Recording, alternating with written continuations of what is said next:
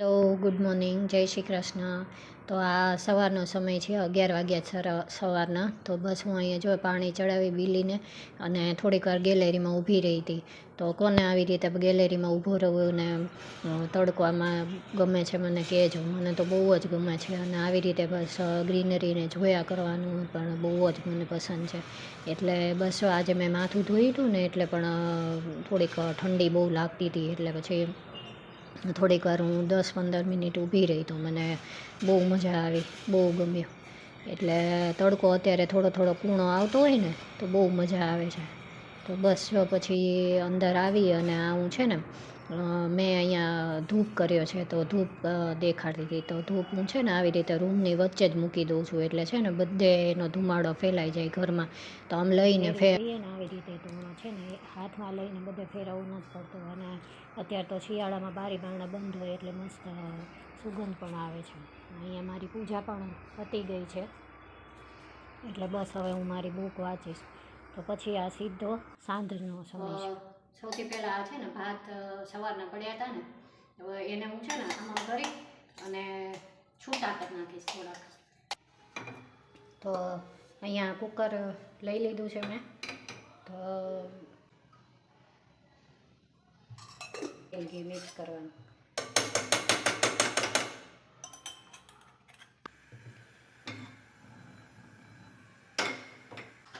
પછી એમાં રાઈ નાખી દેવાની.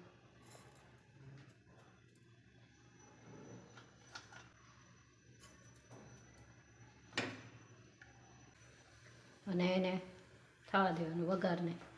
આ ખીચડી છે ને તમે આમાં વેજીટેબલ બધા નાખીને કરી શકો, જેમ કે કોર્ન નાખી શકો, પછી ગાજર નાખી શકો, પછી બટેટા નાખી શકો, એ બધું નાખી શકો આમાં.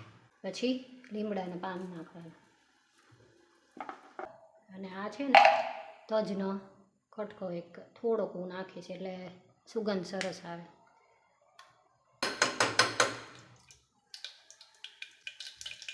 હિંગ અને હળદર.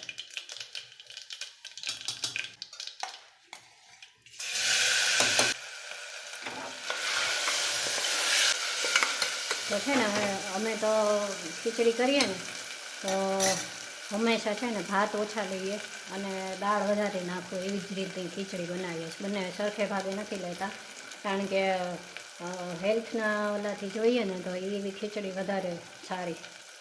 અને જે ડાયાબિટીક પેશન્ટ હોય, શુગરની જેને તકલીફ હોય ને એના માટે આવી રીતની ખીચડી હોય ને એ નડતી નથી, એનાથી શુગર વધતી નથી. એટલે અમે લોકો તો આવી જ બનાવીએ છીએ.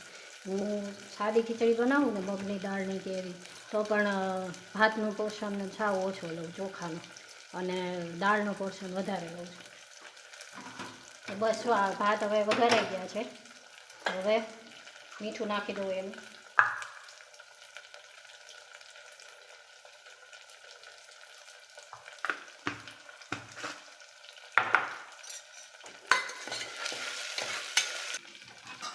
આ જે દાળ છે ને આપણી મિક્સ, અને પછી એને બરાબર હલાવી દેવાનું. પછી પાણી નાખી દેવાનું ખીચડી જેવી એટલે થઈ જાય ને એવી રીતે.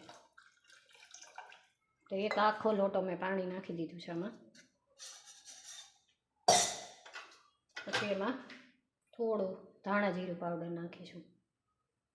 નાખવું હોય તો નખાય, ન નાખો તો પણ ચાલે. અને પાણી નાખ્યું એટલે થોડું મીઠું નાખીશ, અડધી ચમચી, બહુ નહીં, કારણ કે દાળમાં તો મીઠું હશે જ તે. આટલુંક જ.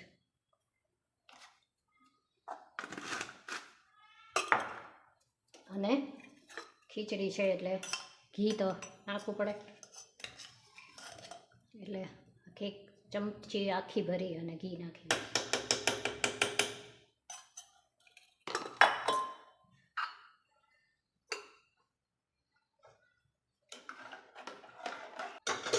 બસ હવે આમાં છે ને બીજું કાંઈ આપણે કરવાનું નથી. આમાં આપણા બધું બાફેલું જ છે. આમ તો દાળે તે બાફેલી છે, ભાતે તે કરેલા જ હતા, એટલે થોડુંક એક રસ સરસ થઈ જાય ખીચડી જેવું, અને થોડેક આમ ઢીલી જેવું ઓલો થઈ જાય ને, આપણે ખીચડી કેવી હોય એ રીતની થઈ જાય ત્યાં સુધી રહેવા દેવાનું.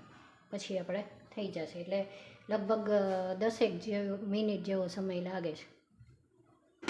એટલે આમ તો હું છે ને આવી રીતની ખીચડી કરું ને તો હું છે ને સીટી નથી વગાડતી, આમ લોઢી ઉપર જ મૂકી દઉં અને ઢાંકીને મૂકી દઉં એમ કરું છું. પણ આ તો આજે તમને બતાડવા માટે કે જો કુકરમાં તમે કરતા હો તો 1 કે 2 મેક્સિમમ સીટી કરો ને તો થઈ જાય મસ્ત.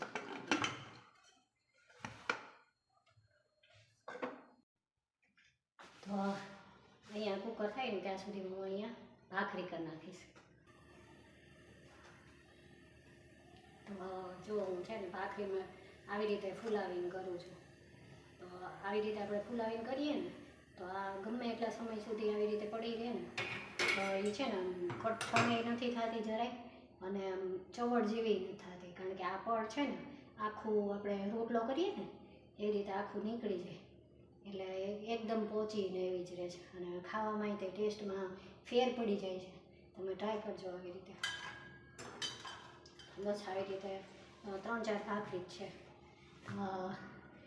હું મારો ગુડ્ડો નાનો હતો ને ત્યારે અમે બીજા ઘરમાં રહેતા હતા, તો ત્યારે પણ હું છે ને કેવું કરતી, ત્યારે અમારા આમ બારી હતી રસોડાની પાછળ, તો ત્યાં આગળ પાળી હતી ને તો એમાં મારા બાબાને બેસાડી દેતી એના ઉપર, અને પછી નાની એવી ભાખરી કરી ને એના પર ગોળ મૂકીને એને આપતી હતી. તો તમે પણ આવું કર્યું હશે ને? આપણે તો નાના હોય ત્યારે મમ્મી આપણને એવી રીતે આપ્યું જ હોય હે ને? તો તમે એવું કર્યું હોય તો મારી સાથે શેર કરજો. અહીંયા હવે બધી ભાખરી બની ગઈ છે અને ખીચડી પણ થઈ ગઈ છે. હું તમને બતાડું હમણાં. તો જો આ કેટલું સરસ પડ ફૂલ્યું છે.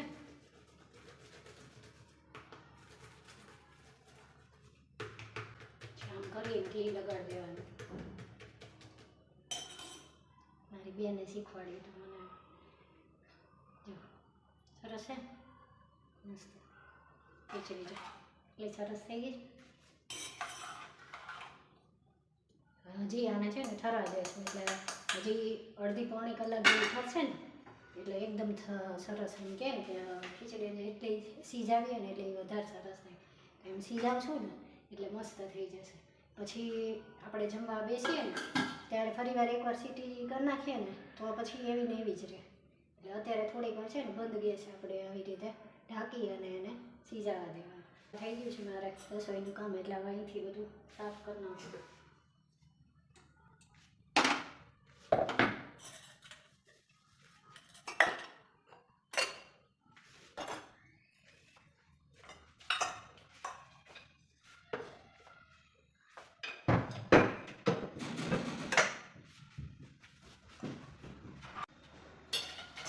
જો ખીચડી થઈ ગઈ ને હવે સરસ છે એકદમ.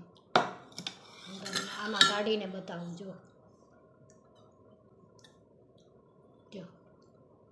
તો એકદમ મસ્ત અને ટેસ્ટી ખીચડી બને છે. તો તમે ટ્રાય કરજો અને મને કહેજો કેવી બની છે.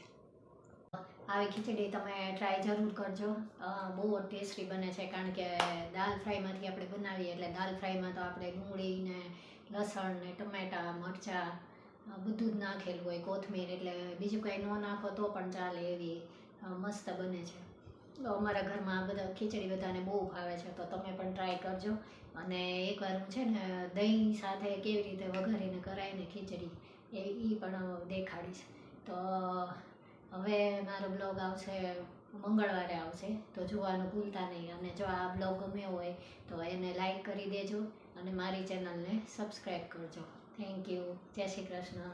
અને હું આવી જ રીતે પ્રયત્ન કરીશ કે હું સરસ ને સરસ કરી શકું. બસ મને સપોર્ટ કરજો. જય શ્રી કૃષ્ણ.